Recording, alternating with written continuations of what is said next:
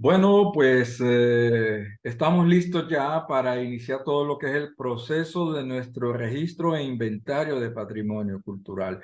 Ya sabemos nosotros lo que es el registro, no es otra cosa más que, pues, ver cuáles son las características que puede tener un objeto, ¿verdad?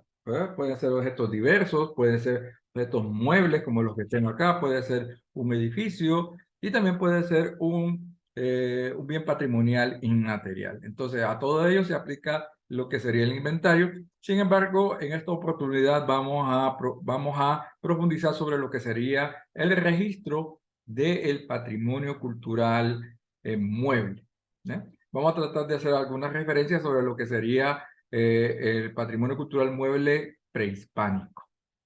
Bueno, entonces, para iniciar, me gustaría que en la ficha que se les ha proporcionado en la base, en el aula virtual, pues ustedes van a ver que hay ciertas, digamos, le vamos a llamar categorías. A cada uno de esos renglones o preguntas que se podrían hacer, nada más que le faltan los signos de interrogación, pero son preguntas o son formas en que se expresan las interrogantes que hay sobre el objeto. Entonces tenemos tipo de objeto. Hay diferentes tipologías. El instituto ha creado una tipología. Eso creo que el ciudadano, pues ahora en esta primera experiencia, no estamos listos para llenar esa categoría. Por tanto, la vamos a dejar en blanco. Pero sepan que, por ejemplo, algunas categorías puede ser lo que son vasijas trípode, otras podrían ser esculturas de bulto o tallas populares. Entonces, son bastante especializadas este campo y por tanto esto lo vamos a dejar en blanco.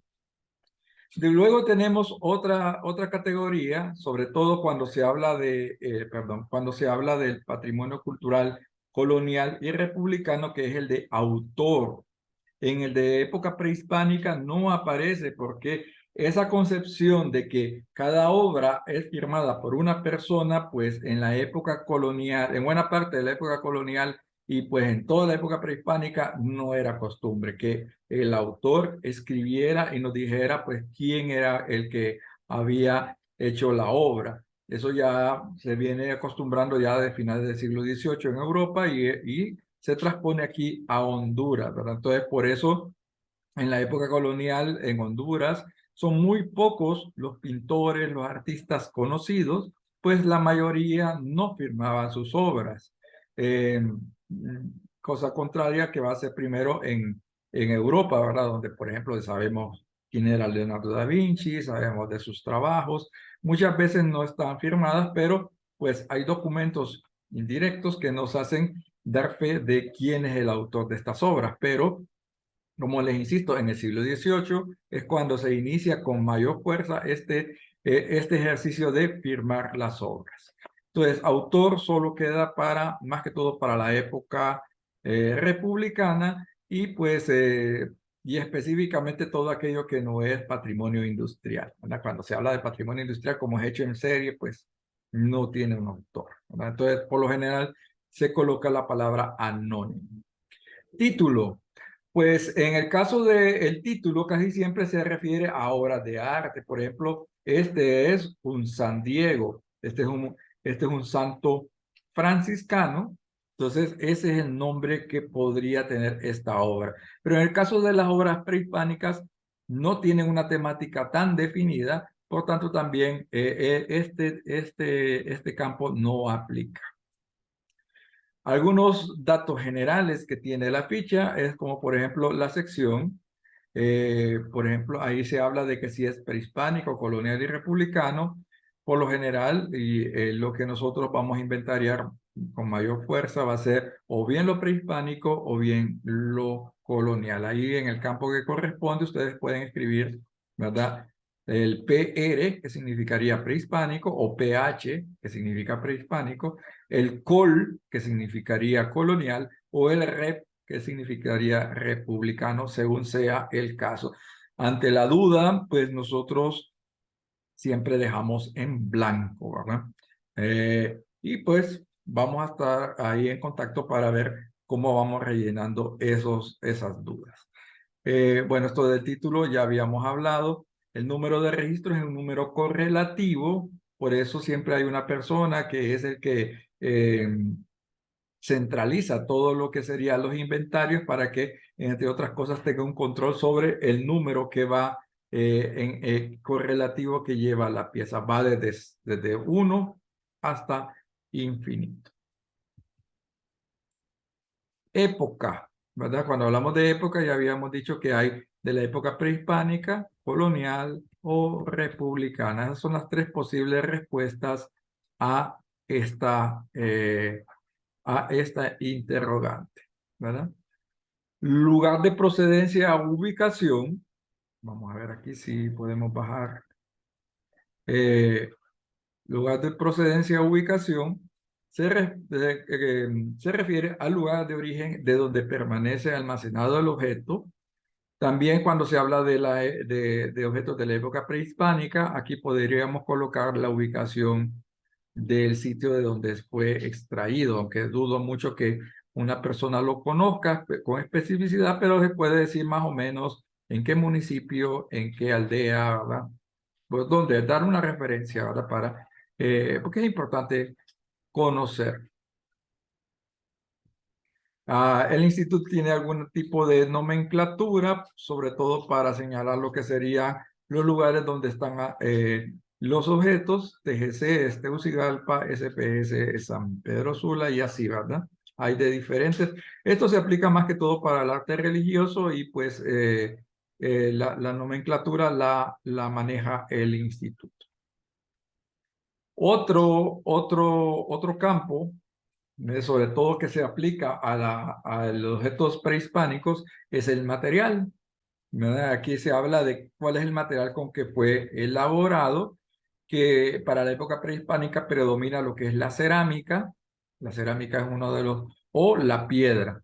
Esos son los dos tipos de patrimonio o de dos tipos de materiales que se encuentran con más frecuencia en el caso de objetos patrimoniales muebles de la época prehispánica. En la época colonial lo que predomina es la madera, ¿verdad? Y los metales. Dimensiones.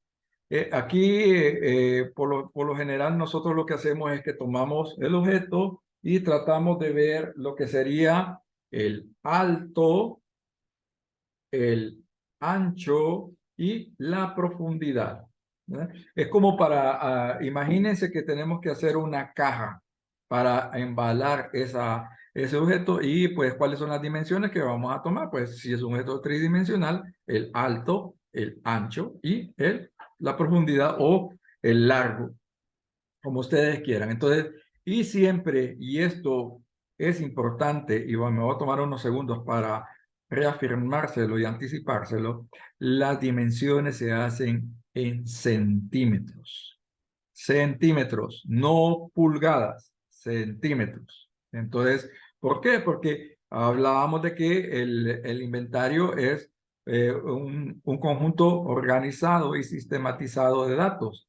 Entonces, en este caso, pues, las dimensiones, pues, desde el inicio del inventario se han tomado en centímetros y así deben permanecer para que no haya confusiones.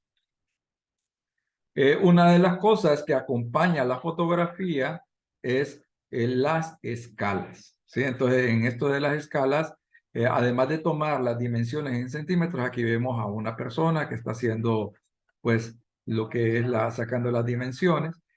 Cuando tomamos la fotografía, utilizamos una escala que se hace en base a 10 centímetros. O la variante, si no tenemos escala, es agarrar el metro y sacar la cinta hasta 10 centímetros. Y con eso ya nosotros tenemos una idea de las dimensiones del objeto una vez que solo tengamos la fotografía, ¿verdad?